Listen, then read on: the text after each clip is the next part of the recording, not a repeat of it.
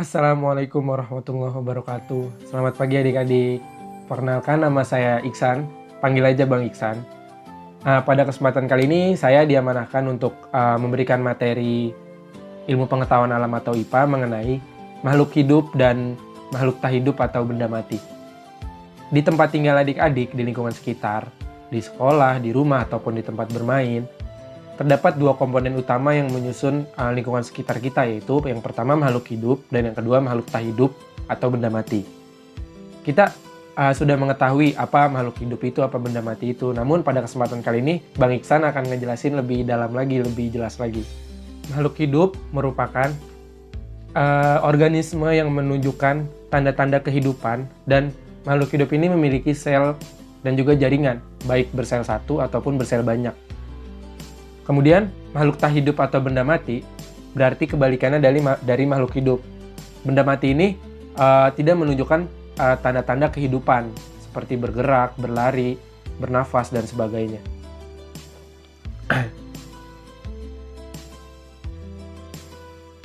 Yang merupakan makhluk hidup atau contohnya, yaitu banyak sekali. Seperti yang sudah adik-adik ketahui, bahwa yang termasuk ke dalam kategori makhluk hidup itu seperti hewan, tumbuhan, dan juga kita manusia.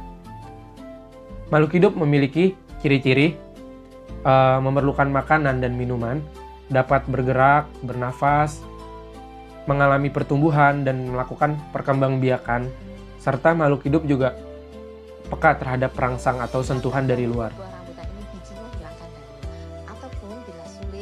Semua jenis makhluk hidup membutuhkan energi untuk tetap hidup. Seperti makhluk hidup membutuhkan udara untuk bernafas, makhluk hidup memerlukan air, makhluk hidup membutuhkan makanan dan minuman, dan juga makhluk hidup membutuhkan tempat untuk hidup. Selanjutnya kita akan masuk ke penggolongan makhluk hidup. Berdasarkan tempat hidupnya, makhluk hidup ada yang tinggal atau hidup di darat, seperti kita manusia, seperti sebagian hewan yaitu kucing, harimau. Kemudian ada makhluk hidup yang hidup di air, dan juga ada makhluk hidup yang hidup di udara seperti burung, kupu-kupu, dan sebagainya. Berdasarkan cara bergerak ya, makhluk hidup ada yang bergerak menggunakan kaki dan tangannya, seperti kita manusia, seperti hewan-hewan mamalia seperti harimau, gajah, sapi, kerbau. Makhluk hidup juga ada yang bergerak menggunakan sayap seperti burung. Dan juga makhluk hidup ada yang bergerak dengan siripnya, yaitu ikan dan lain-lain. Selanjutnya berdasarkan jenis makanannya. Hewan dibagi menjadi 3. Yang pertama, hewan pemakan tumbuhan atau herbivora.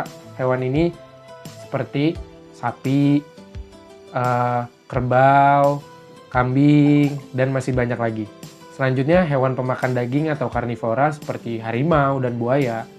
Dan yang terakhir, hewan pemakan segalanya atau omnivora, yaitu tikus dan ayam. Selanjutnya, berdasarkan penutup tubuh atau kita sebut kulitnya, hewan dibedakan menjadi 3. Yang pertama, hewan yang berbulu, hewan yang berambut, dan hewan yang bercangkang. Selanjutnya, berdasarkan cara berkembang biak, hewan dibedakan menjadi 2. Yang pertama bertelur, dan yang kedua melahirkan. Selain hewan, ada juga tumbuhan. Tumbuhan juga digolongkan berdasarkan jenis akar dan jenis biji-bijiannya. Yang pertama ada tumbuhan berakar tunggang atau tumbuhan berakar serabut. Dan yang terakhir, tumbuhan berbiji 1 atau monokotil, dan tumbuhan berbiji 2 atau dikotil. Mungkin segitu dulu yang dapat Bang Iksan sampaikan. Kurang lebihnya mohon maaf. Wassalamualaikum warahmatullahi wabarakatuh. Dadah, tetap semangat. Oke, dah.